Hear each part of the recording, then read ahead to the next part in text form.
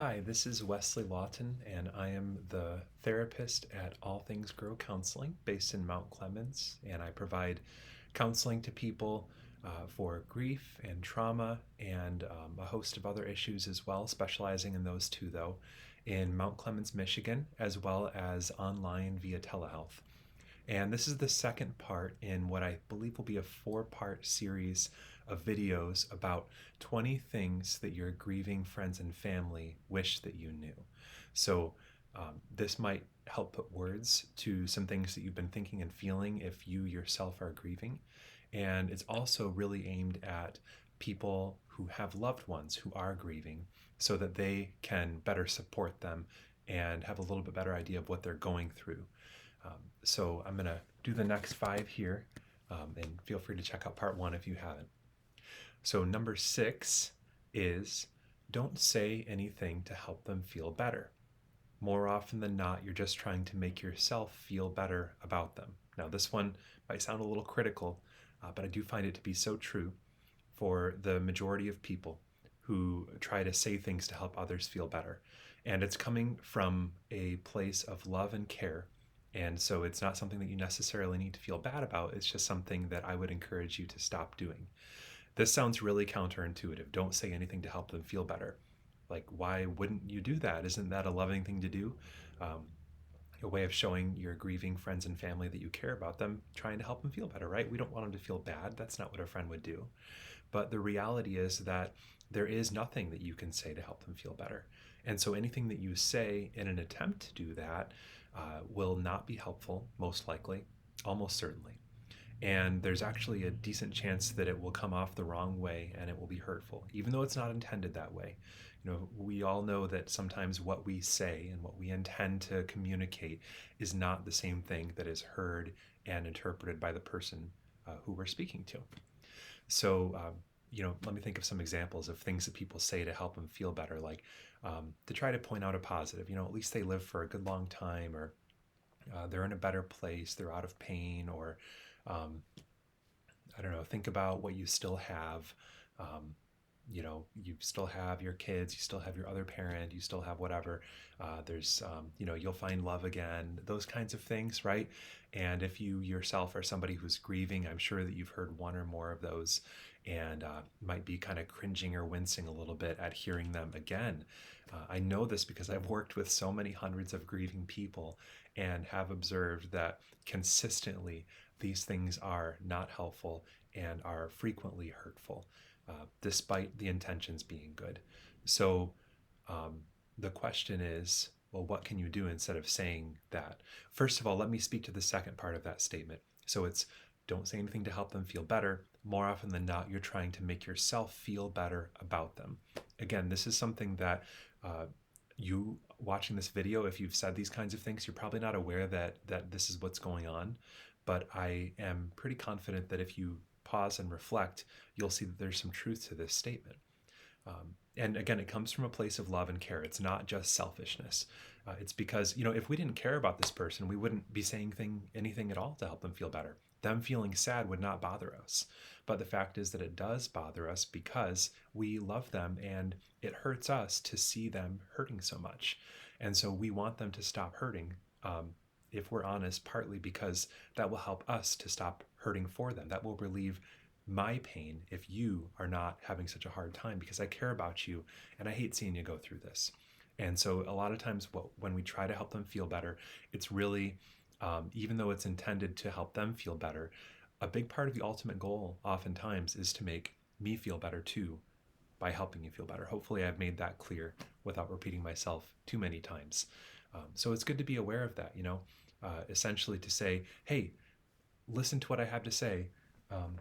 Take some tissues, stop crying, and if you can, then I'll feel a lot more comfortable, because right now your feelings are making me uncomfortable. That's what is often part of the motivation behind saying these kinds of things, and that is really heard and felt oftentimes, even if it's not understood by the people who are grieving. They may not articulate it that way, but oftentimes when I put it that way with grieving folks, they're like, yes, exactly, that's it, that's how it comes off, is that you're saying these things because you want me to feel better so that you can feel better, right? So So what can you do instead of saying something to help them feel better? Well, um, as I've said in the first part of this video, and as I'll probably articulate in a new way in this video or in a future one, you can let your actions speak. You can spend time with them. You can try to get comfortable with silence because sometimes they don't want to talk, or kind of go with the flow and figure out what they want to talk about without putting pressure on them to come up with something. Be sensitive to their needs. Help them out in some practical way. This is going to be a lot more helpful, a lot more effective way of showing you love them. If you need to say something, all you need to say is, I'm sorry for your loss. And even that, it might be something they're tired of hearing, but it's one of the least hurtful things that you can possibly say. If you want, you can tell them that you have no idea what it's like to go through what they're going through. And again, I'm so sorry, but and you can reiterate that I'm here for you. And don't say that unless you mean it, So we'll go more in depth with some of these things on a later number. So I don't want to ramble on too much longer on number 6 here. So let's go to number 7, which is to be willing to be a companion, but be flexible when you're together. You might just sit quietly together. So see, that's why I didn't dig into it very much, because I mentioned that in the last one. So again, be willing to be a companion, but be flexible when you're together. So a lot of times people who are grieving, they feel isolated by the people around them, partly because people around them, speaking to the last one, they realize pretty quickly that there's nothing they can say to help them feel better, and that their words are not adequate. Often their actions are not fully adequate.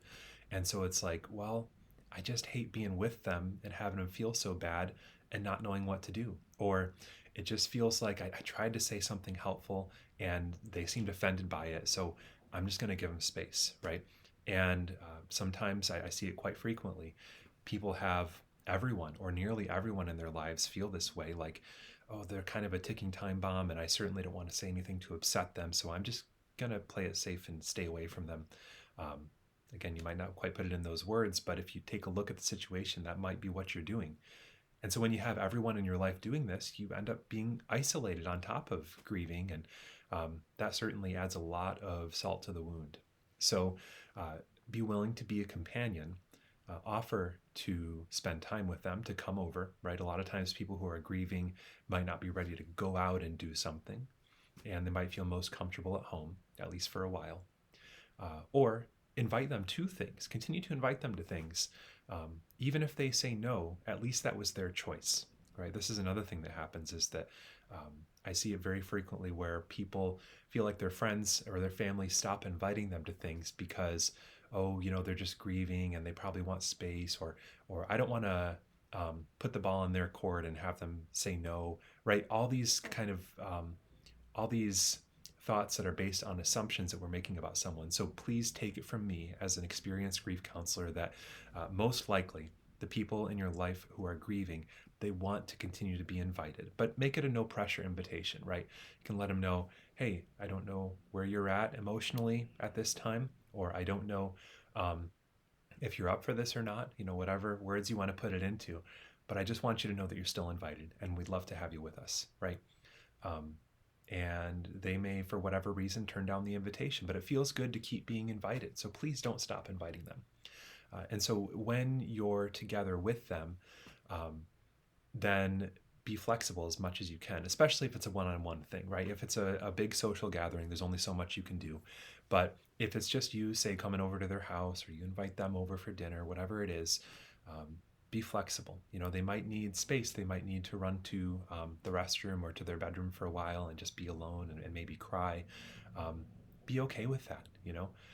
If you really are trying to show them that you care, be flexible. Or maybe they want to do some activity to take their mind off of their grief. Be there for them with that. Or maybe they want to talk about the person who died. Just listen and be there for them with that, or share your stories. Be flexible if at all possible. Make it about them, not about you, right? They're going through one of the hardest experiences of their life.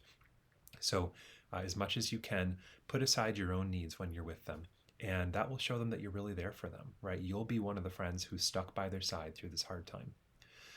And again, adding to that, you might just sit quietly together. That can be very healing and very helpful for people, grieving people, and they might really appreciate that. Number 8 allow the tears. So this is a big one. A lot of us are very uncomfortable with tears. A lot of us who are grieving are very uncomfortable with tears. Oftentimes it has to do with the way that we were raised. We were told, oh, be a big boy, big girl, big kid. Don't cry, right? Don't cry. And that comes from that same place as parents, honestly, of, oh, I don't want to see you cry, right? I don't like the noise. I don't like, it's uncomfortable for me to see you cry. I care about you. And so stop crying. I'll do whatever you want. Just stop crying. Or, stop crying. You're supposed to be happy. I'm sure that these messages are familiar to a lot of us. And so, we are trained sometimes from an early age not to cry, not to express sad feelings or other uncomfortable feelings. And that can really show up again when we're grieving, because we have to encounter those hard feelings. So this is, again, for people whose loved ones are grieving. Allow the tears. Try to tolerate that your own discomfort with their feelings, with their tears. Feel free to offer tissues, to have tissues nearby, right? That's a good thing. But try not to push it on them, because that can communicate, please stop crying, right? Your emotions are not allowed. Or that can sometimes put us in such an uncomfortable place that we do say something to help them feel better right away, because it's just like, oh, turn it off, stop the crying. And what that communicates to the grieving person is, oh, I can't really be where I'm at when I'm around you. I have to put on a mask, and my feelings are not entirely safe with you, right? So allow the tears, and it's probably going to be a while before they no longer cry around you, or at least rarely cry around you. So the sooner that you accept that, the better you'll be able to support them. Number 9, it can help to do regular things too. But again, be flexible. So what I mean by that is that sometimes out of a place of care, and you're already a step ahead of most friends and family if you're doing this, but you might be somebody who you try to make everything about their loved one who died. You want to give them the opportunity to grieve. You want to show them that you haven't forgotten about their loved one who died, right? So it's a very thoughtful thing. And again, it's a step ahead of where most people are at. But it's not quite all the way there, and it's not quite what a lot of people need, because a lot of people, again, they need that flexibility. So I just want to emphasize, be willing to do regular things too. Maybe it's playing a board game or a card game, watching a movie, going out and being with friends, having dinner and talking about regular stuff, talking about the weather or about movies, whatever it is, and be flexible, because maybe that's what they need, right? And then another time, then they might need to grieve. So the most important and helpful supportive people for bereaved folks are the ones who can be flexible to their needs. And maybe you are playing a role in their life that you're going to be kind of the go-to person for their hard feelings, right? And that is an honorable place to be. It can be a difficult place, and it's okay to say no sometimes if you find yourself in that role. You can't be their one and only person. That's sometimes unfair to you. It's pretty rare that would be the case. But maybe you're that person in their life, or maybe you're the person who gives them a break from all of that. Just make sure it's coming from them and the needs that they are communicating. That's the important thing. Don't force yourself into that role, because it's more fun to be the friend who takes them out and distracts them and gets their mind off things. But maybe that's not what they need. That's the key. What do they need? And finally, for this video, this part 2 video, number 10 will be acknowledge that the big days are hard, and acknowledge that the small days are hard, right? Every day is hard. Now, I do separate them into these categories because there are some big days that are typically especially hard. Think about anniversaries of a marriage, or the beginning of a relationship. Think about birthdays. Certainly think about holidays, especially holidays that were important to that person. For many, many people I speak with, it's Christmas time, or from Thanksgiving to Christmas, that whole season. Think about certainly the anniversary of their death, right? These days are hard, and it's important to show up and to be available to them during those days. The general rule of thumb, one of the general rules of thumb I give to people who are approaching big days, who are grieving, is try not to be alone for the entire day. So make yourself available, and you don't have to be somebody who takes them out and does something, but make yourself available, and also be available to them saying no because they have other plans, and that's fine too. Make it about them and their needs, not about you and your needs. They're the one who is grieving. But then also acknowledge that the small days are hard, right? So sometimes I've worked with grieving people who their loved ones, they seem to just kind of sprout up out of nowhere, out of the blue, when the big days are approaching. And that's well intentioned, and that's certainly better than not being there. But then the other, 300 and some days of the year, they find that their loved ones are more distant. So they're acknowledging the big days are hard. They're taking that first step, but acknowledge the small days are hard too. Now, you don't have to be in their atmosphere 24/7, right? That's probably not what they need either. But to just check in with them just because sometimes, whether it's once a week or a couple times a month or whatever, just whether it's a text or a phone call or however you communicate with them, check in on them and see, how are you doing? Do you want to go out and do something? Do you want me to come over? Do you need something? Do you want me to watch the kids or watch your pets or whatever? Check in on those times as well, because sometimes people can be left feeling high and dry when it's in between the holidays and the birthdays and stuff like that. And again, we don't want them to feel isolated, like they're to add to their feeling of loneliness. So there we go. That's number 6 through 10 for the part 2 of the 20 things that grieving people wish that you knew, your grieving friends and family want you to know. So again, if you or somebody you love is looking for therapy, especially when it comes to grief or trauma, although I'm happy to help you with other issues as well, my name is Wesley Lawton. I'm the therapist at All Things Grow Counseling, and I am highly equipped to help people deal with these issues. It's very normal to need extra support, which we'll talk about in another video. But just know that I'm available and would love to help walk you or your friend or family member through this as well. Thank you, and I will see you in the next one.